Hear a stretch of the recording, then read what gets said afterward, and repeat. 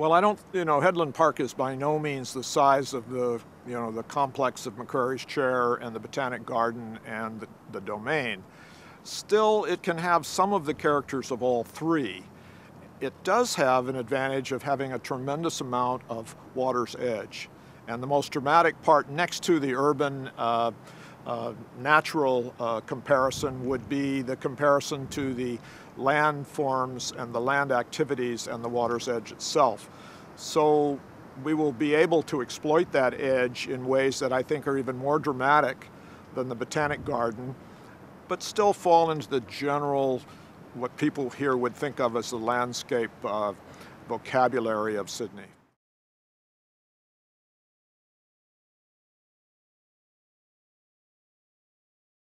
It is an important driver, and it has certain difficulties. What we would like to do, of course, is to have people be able to go down and put their hand and their feet right in the water. Not so much swim here, but to have that access. I noticed in looking at the other headland parks and in looking particularly at the Botanic Garden and McCrory's Chair, that people were jumping over walls and jumping over railings in order to get out on the water. Not just fishermen, but little kids wanting to look into the tide pools, and people who just simply wanted to be near the water and see what was happening. And so we're going to do our very best to make all of that available as much as is possible within reasonable safety limits.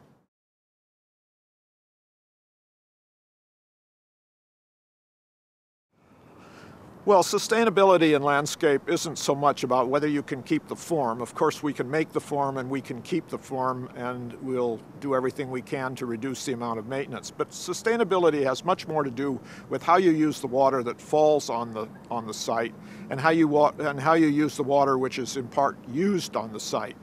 We will, from the urban area, be able to get gray water, and we'll do all of our irrigation with water which only comes to the site once. We will collect and store, just as we did out at Olympic Park, we will store enough water to maintain and allow the planting to thrive. And we will recharge the aquifer below and keep the salt water out. So I think all of those things can be done. That's really the key to sustainability. The plants have to grow, the water has to be used carefully. We don't want to import any of those things. The other thing we're doing is, in large part, we're taking all of the excavation which comes out of the urban area, and we're going to use the vast majority of that, not just to make the headland, but to make the rest of the park as well.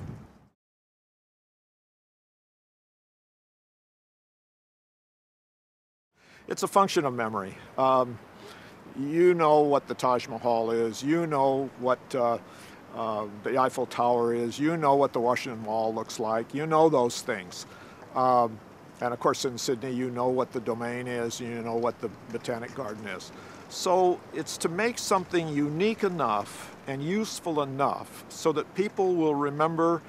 I mean, the simplest way of looking at it is, do they remember their name? If for instance I tell you I'm going to meet you at X, if you know where X is, that's iconic. It doesn't have to beat you over the head, but you have to know what and where X is for us to use that as part of our cultural exchange.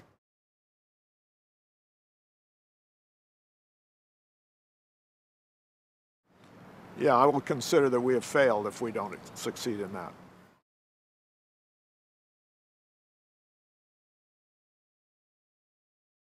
If you take something like Central Park, the city and the park complement each other and contrast each other, heightening the effect of each.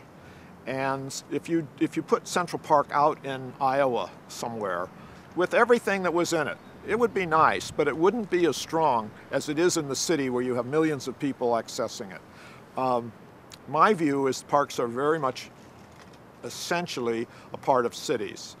And if you have, one of the main things about modern cities is that we have an awful lot of people in them.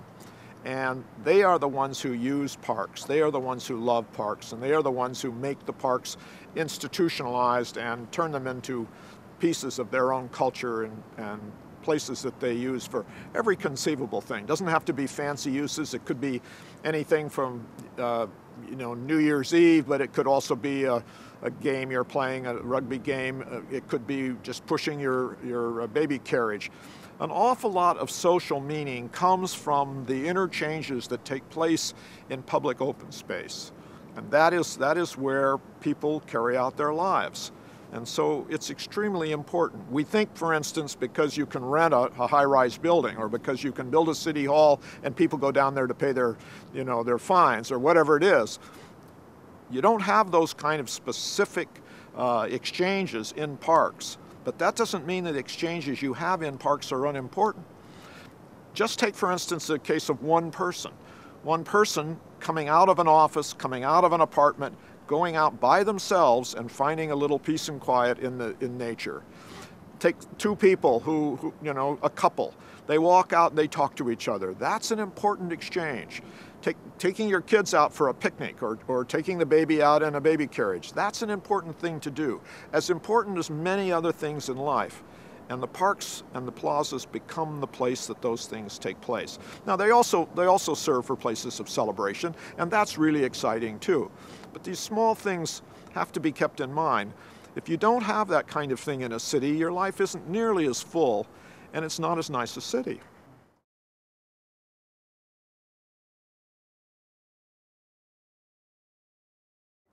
I don't know how to gauge importance.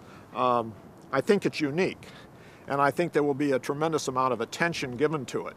Whether people will go around and start making natural landscapes in this kind of recreational way, I'm not sure, but I do know that it will achieve a tremendous amount of interest from park people, from preservationists, from all sorts of people, and I think it will, if we succeed, it will be a place of honor for the city.